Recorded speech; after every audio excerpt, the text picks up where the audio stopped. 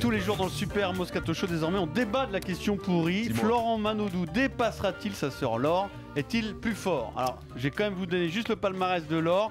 Championne olympique plus une médaille d'argent et une médaille de bronze olympique. 3 titres de championne du monde plus 2 médailles d'argent et une médaille de bronze. 9 titres européens, 58 titres de championne de France.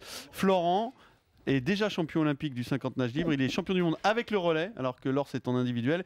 Et lui aussi a gagné 4 titres européens lors d'un même championnat. C'était à Berlin il y a 10 jours. Fabien, est-ce que tu penses qu'il est de la trempe de l'or et qu'il peut faire encore mieux? Alors, il est de la trempe de l'or. S'il vise Tokyo 2020, il aura de quoi peut-être rattraper son palmarès. International, c'est possible. Les 58 titres français, ça va quand même être compliqué parce que l'or était sur beaucoup d'épreuves. Après, les 58 titres français, c'est pas forcément ce qui est le plus important, le plus significatif. Et la chance de Florent, c'est qu'à l'époque où Laure nageait, elle avait que des épreuves individuelles principalement. Flo, il peut rajouter les relais quand même. Sur les trucs de haut niveau, c'est-à-dire les Jeux Olympiques et tout ça, je pense qu'il va la dépasser, c'est automatique. En plus, non, je pense très dur d'être champion olympique de natation. Il n'y a rien d'automatique au JO. Mais non, mais le problème, c'est que là, il y a une génétique un peu particulière. C'est qu'il a une fabrication corporelle extraordinaire, 5 kilos, 2 mètres, une capacité d'explosivité. Le mec, il n'est pas dans l'eau, il est sur l'eau, il survole l'eau.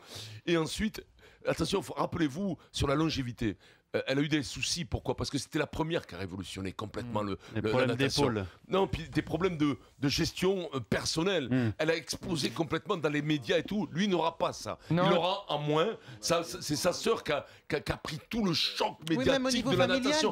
On n'était pas habitués. Même au niveau familial, ça a complètement. Elle a essuyé entre guillemets les plaques de la notoriété. Ça l'a déséquilibré à un moment donné. Elle a eu des absences incroyables parce qu'elle ne savait plus. Elle a touché les premiers sous. Elle a touché le premier oseille.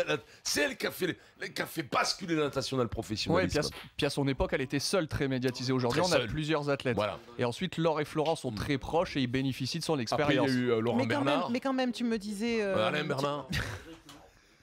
Non, vous continuez de voter sur... Pierre, t'as même pas relevé. J'ai pas pu entendre. Laurent Bernard, bravo, elle est très belle.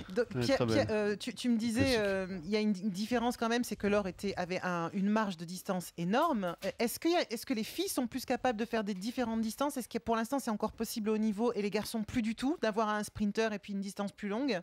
C'est compliqué d'être par exemple fort sur 50 nages libres pour Florent et de devenir très fort sur 200 nages libres, ce qui n'est pas du tout sa carte. Donc il va jouer les épreuves de sprint, 50-100 mètres en crawl et en papillon.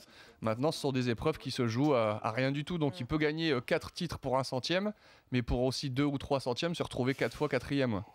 Vous continuez de voter sur rmcsport.fr. Pour l'instant c'est du 50-50. Florent Manodou dépassera-t-il sa sœur Laure?